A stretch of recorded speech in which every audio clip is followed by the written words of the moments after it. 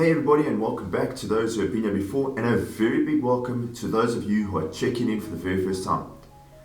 In my previous video, we looked at the 3 P's of the word plan in order to build better relationships with teenagers. In this video, I'm going to cover the letter L in the word plan and what that represents and how you can use that to help you build better relationships with teenagers. So let's get into that right now. Hey everybody, I'm Gareth Lingens and this is Smells Like Teen Spirit.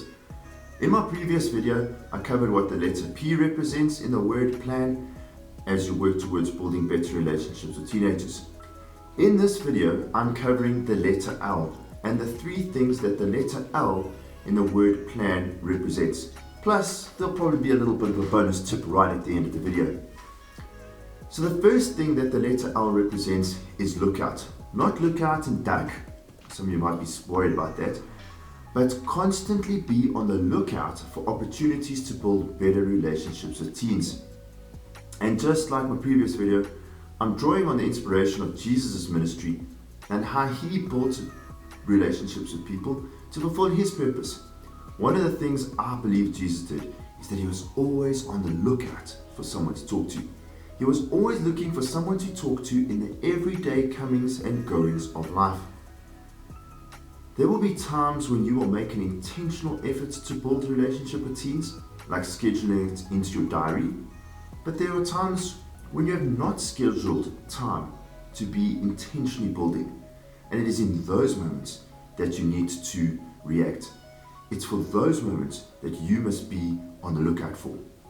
When I'm around the sports field, it's intentional time, but some of the lasting relationships I have with teenagers has just come from casual discussion, not by putting aside time to do that, but by just allowing it to happen.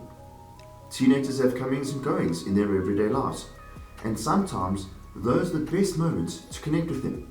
Those are the times you need to be on the lookout for. So let me give you an example. I cannot tell you how many times I've finished up teaching for the day and I've locked up my class and I walk into my car.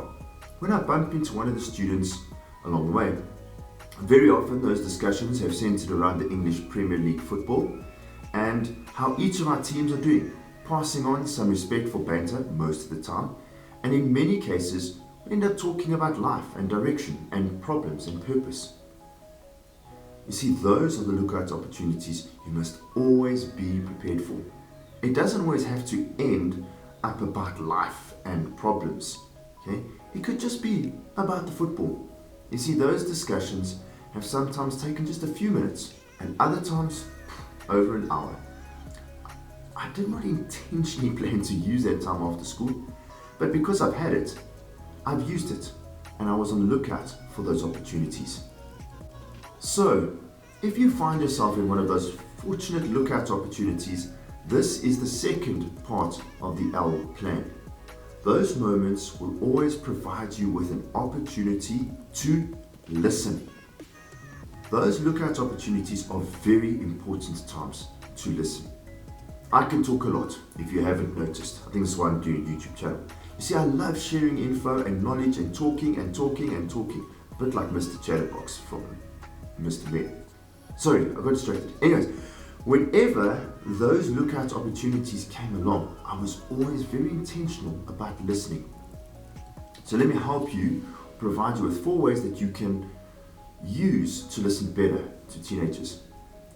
1, don't listen to respond, listen to gather information. Keep in mind that your primary purpose is to get to know the teenager that you are talking to. The second way of listening, which links to the first, and I love this tactic of Jesus, he asked questions of the people he bumped into. You see, he asked them questions to reveal more about their lives and what was actually going on in their hearts and minds. And when those people started talking, he listened. And it didn't matter who you were, what you did, or how many husbands you had. He just listened and just asked more questions. The third thing that you should do to listen better is listen without any judgment or shock. Now this is difficult. It takes some concentration and probably takes some practice. but you should not verbally or non-verbally express any sort of judgment, shock or horror or outrage at what they might be saying. You see, if they are talking to you about something that might cause those reactions, consider yourself very privileged. You see, because you have found yourself in the position where they feel they can trust you to share those issues with you. So practice listening out of a place of love and concern and care, and not out of shock and horror and judgment. And then the fourth thing, in this usual listening stuff, provide verbal and non-verbal cues to let them know that you are listening. So yeses and nodding, but respond and acknowledge critically without judgment. This is very important to remember as I wrap up the point on listening. Sometimes teenagers just want to tell someone what they're going through, and that makes them feel better. And they don't always need advice, just someone to listen to them. But always let them know that you will be available should they wish to talk to you again, or if they'd like some help or advice in the future. If they want advice, they will ask for it. And then the third L is this: Jesus was always looking to reach out his hand and help. The third thing the letter L represents is lend a hand. Some of the better relationships I've formed with teenagers have come from lending a helping hand. I've often volunteered my time to help teenagers after school with their maths for no extra cost. To some, I've made a weekly commitment to help them with their maths for an entire year. And I also only normally make a commitment to one person, just so that I can meet all other commitments along the way, but that I don't drop them along the way. But I've also helped them by getting appointments with school psychologists, or instead of doing maths, just taking the time to listen to their problems. Sometimes they need that more than just help with maths.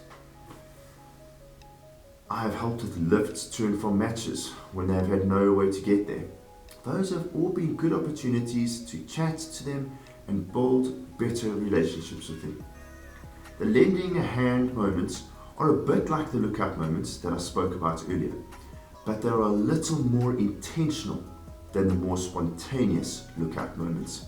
Now, before I give you a bonus tip, because you have stuck with me for so long, if you have liked this video, please hit the thumbs up below, and if you haven't done so already, don't forget to subscribe to our channel so that you can stay up to date with all my new video releases. If you think someone can benefit from what I have shared with you, share it with them too.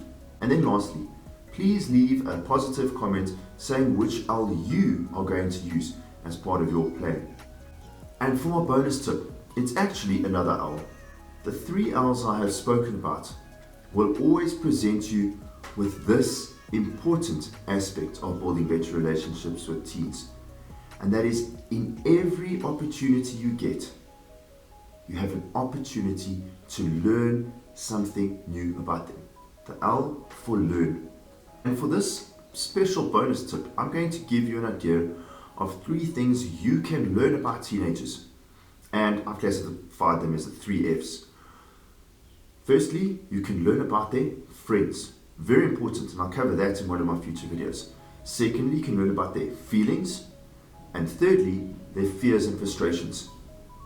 And like I said, all 3 of those F's I'll cover in a future video. You'll be surprised at how much you can learn about them, but also about how they see the world and how you could help them better adjust to its constant changes. And in fact, you might find that you will change the way you see or interact with the world by just listening and learning from them. I've spoken about so much in this video, so let me recap that for you. 1, look out for opportunities to engage with teenagers on an informal basis. 2, when presented with those opportunities, listen intently to gather information. In order to gather info, you need to ask questions.